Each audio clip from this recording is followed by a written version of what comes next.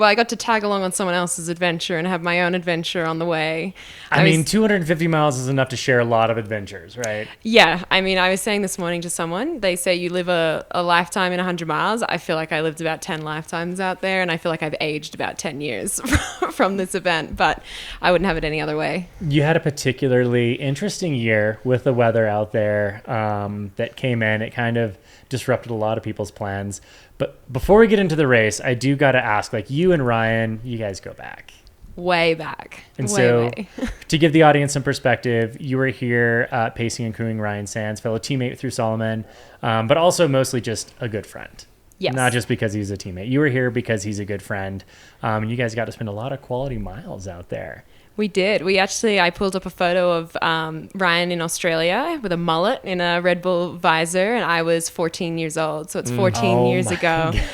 And I had starry eyes looking at this dude. I thought he was just the coolest person ever. And now I got to try and pull him up Eldon and drag him through the night and feed him. And I can't believe 14 years later, we're still just having these wild adventures. Pretty cool. I mean, can confirm you did pull him through a lot. He mentioned that he had quite the whip cracker behind him or in front of him, depending on how it was going.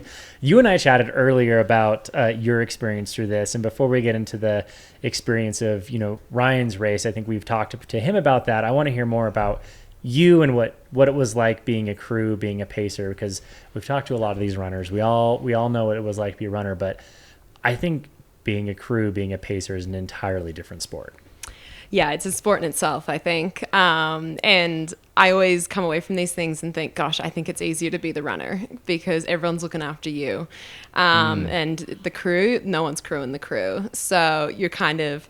The unique thing about Cocodona is I feel like the crews really crew each other. We spent a lot of time with Dan's crew. It was kind of us, especially as the race went on. And so we were looking out for each other. And it's really special when you can kind of like villages can become a tribe together. But yeah, I've paced and crewed like my dad at Western States, Cordis at Canyons, 100 Mile just recently. And every experience is unique. Every runner and what they need is different. And I just think to get a front row seat and to witness it and to learn from it, it fuels me as an athlete, as a human, and it just creates these memories that, I feel like you can't match anywhere else. I'm sensing a little bit of an excitement there. Is there a potential for a Lucy Bartholomew 250 experience? I think if I had $1 for every time someone has asked me that, I'm intrigued. I never say never. Ryan, I think he didn't sell it to me for moments out there. He looked pretty tough and pretty miserable. But, I see the way he feels today and the content and how much he just loved the experience and feels like he got from it. And I'm like, one day. He's 43 though, so maybe I'll give myself a few years. You got a few years before you get to that point for sure. And I don't want to ever say that this is like 200 milers is where athletes go to retire, because this is an entirely different sport. You got to witness that from the inside. This is, I think, becoming something that is like a very unique niche within our niche sport. I actually think for Ryan, it did the complete opposite. I feel like after UTMB last year, he was on the brink of wanting to retire, and this race has completely reignited him. And I think it's brought him back into the sport. And that was the most incredible thing, hearing him do an interview this morning. He was like, I was kind of 1 foot out the door, and now I'm like hungry for more. And I'm like, it took 250 miles for you to fall in love with the sport again. It took you hating the sport to fall in love with the sport. Hair of the dog. We are sick people, that is for sure. I just want to say, I love that I just heard you say that, because I've followed Ryan's career for decades. The guy's really been in, we're talking like 22 years with Solomon, right? Or something like that. The guy's been around. You mentioned the photo of you at 14. The last couple of years, you can tell that he just wasn't having the experience that he wanted. And to hear that Cocodona is really sparking the fire for him again is that's really, really cool, Lucy. Oh yeah, I remember looking back at climbing up Eldon with him and just seeing the dog in Ryan again, the real kind of I'm not just gonna coast this in, I want to squeeze. And yeah, that brings me the most joy. I just feel so lucky that I got to be a part of that. You get some really unique experiences out there crewing, specifically pacing, because I think crewing, you get to see him in this really hyped moment in the aid station. They're usually pretty everything is okay because I'm safe, I'm with my crew, it's good. But then you go out, and these are out there for time. Like you're spending some miles out there and some hours out there in the middle of nowhere by yourself or with your pacer. Like you and Ryan have a really good relationship previous to this. Like, explain to me or help me understand, did this like really cement that relationship? Did it add a whole new layer of foundation to it? What kind of stuff did you get to see in Ryan that you didn't know existed? Yeah, I feel like we're tenfold closer to each other than when we began this thing, which is crazy to think about. I picked him up at top of Mingus and kind of ran through with him to Dead Horse. And, you know, I was sold this whole thing that I was going to get sunrise, nice, beautiful, you know, morning to run into. Obviously, everyone was running faster. I kind of got like 1 a.m. and then there was obviously no sunrise. We were in clouds and in the dark. And, you know, it was just, I think we both kind of sunk into that realization of like, long day, like, let's just break this down. And we were trudging through the mud. And not only do I feel closer to Ryan, but I feel closer to his family. You know, I was messaging with his wife, Vanessa, and at one point I played a voice note that Vanessa had sent me. And, you know, he shed a tear, I shed a tear because it was just so beautiful. He was having such a hard time. And I think he realized that this isn't like, people are following and supporting from near and far. And, you know, his job is left foot, right foot, and we'll be there by his side the whole way. And he'll fly back to SA on Saturday and his family will be waiting for him. So I just think it's brought me closer to just his world in its entirety. That's amazing. That's a beautiful experience. I'm just like gobsmacked over here.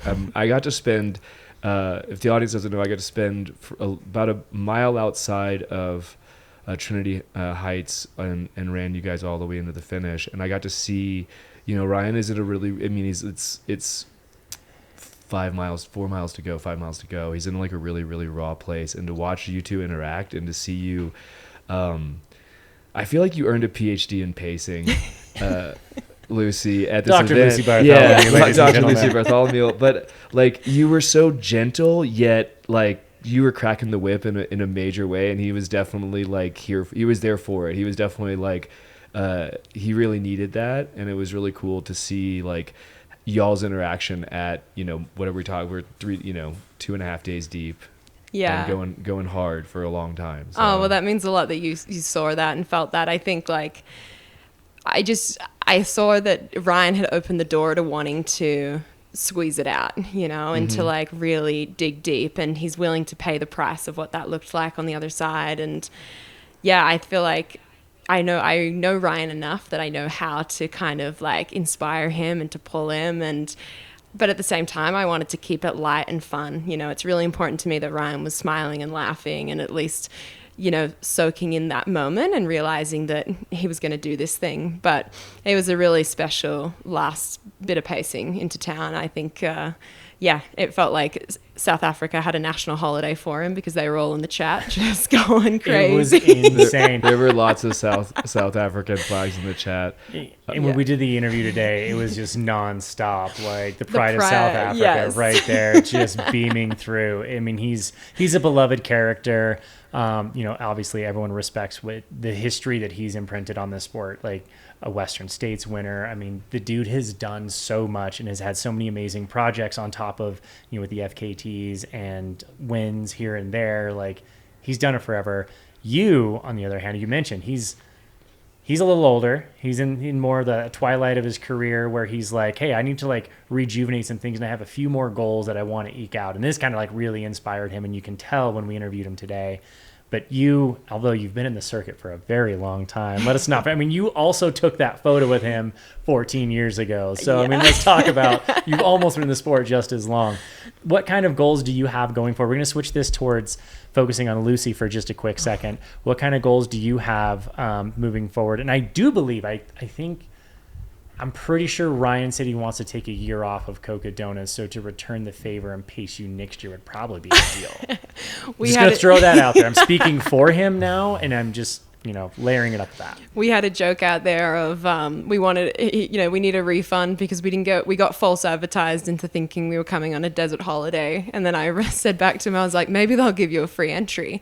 And he like just sighed super loud behind me. But Yeah, I think I'll leave the 200s to him. For me, I will stick to the 100-mile distance and see if I can move through that this year, and who knows what beyond that looks like. But for the immediate future, I fly back to Australia on Monday. I land on Wednesday, and I race Ultra Trail Australia on Saturday. So if anything, I'm taking a whole lot of inspiration to that race. I hope that he gave you a little something to take home and race. It can't be that long. That's all I know. I was going to say, nothing like tapering for 100K by pacing your good friend for, I'm not sure how long you pace, but probably 100 and something miles at Cocodona 250. So yeah, we've got kind of a similar story. I don't know if you knew this. I'm sure you bumped into a couple times. Connor, one of our videographers out there, who was running around with the gimbal and phone, kind of capturing stuff for our live stream. He got to capture it. Little background on him. He showed up Monday morning. Was like, Jamil, I'll help out. What can I do? And he was like, hey, can you hike this stuff up to Soap Creek Pass? And like, that would be awesome. It would help out a ton. So they hiked up a bunch of gear up there, flew drones, ran cameras back and forth, got down. And he's like, what else can I do? What else can I do? And finally, I was just getting texts saying, at first it was like, Zach, what can I do for you? And I'm like, hey, can you show up here and like maybe run them out? I don't have any cameras there. It'd be great. And then it turned into like throughout the day, where can I go next? Where can I go next? Hey, I'm at the next aid station. I'm going to catch a nap and a burrito, and then I'm going to run with him again. Do you want me to run with him from Wildcat all the way to the fin? Like, the dude put in 70-something miles, and he's racing Yemez 50-miler tomorrow. Wow. I think that speaks to the people that this race has attracted. I feel like it's been what do you need? What can I do? How can I help? And like, yeah, I just think that speaks volumes. Your vibe attracts your tribe, and Cocodona has just been full of people that are just like, what can I do? How can I help? And I just love it. Good luck to him. That's incredible. Connor, you got the good luck shout out from Lucy Bartholomew. What's the A goal for you this year then, Lucy? You mentioned that you're going to go run the 100K at UT it's not Australia. The A goal. Say what? That's not the A goal. Right. No, exactly. I know I feel like that's early season kind of warm up. What do you have your eye on this year that you're really looking forward to? Yeah. So I'm returning to UTMB for the third time. And we'll have another crack at that. And then I think after getting so much South African and Southwest support, I would love to head to Ultra Trail Cape Town and kind of go see Ryan in his home and meet Vanessa in person rather than voice message. Make him return some of the hospitality favor for you, and maybe pull him into some pacing duties. Yeah, exactly. Now remember, have you ever been to Cape Town? You have run that race, right? I have run that race in 2017, and I was there but didn't race in 2018. I feel like it's silly that I ever ask if you've run a race, because I feel like you've been to about every major race that anyone can think of in your career, which is littered with some amazing performances. You're inspiring beyond all get out. I think everyone appreciates not only your beaming personality. I don't know how much Ryan appreciated that beaming personality. I think I was a pain in his ass with my chirpiness. I was going to say, I think I do remember chatting with you where you're like, I was just not in the right place at the right time. Like it got rough out there. But no, like you are a beaming personality in the sport. You bring so much life and love and excitement and passion to a lot of people. You inspire so many. We're so grateful to have had some of your time. I know you got to get out for a run because you still have races to do of your own. So we're going to cut you free, let you go. Lucy Bartholomew, thank you so much for joining us. Well, likewise, thanks for all your work and effort here. It's inspiring many, many thousands of people. So thank you.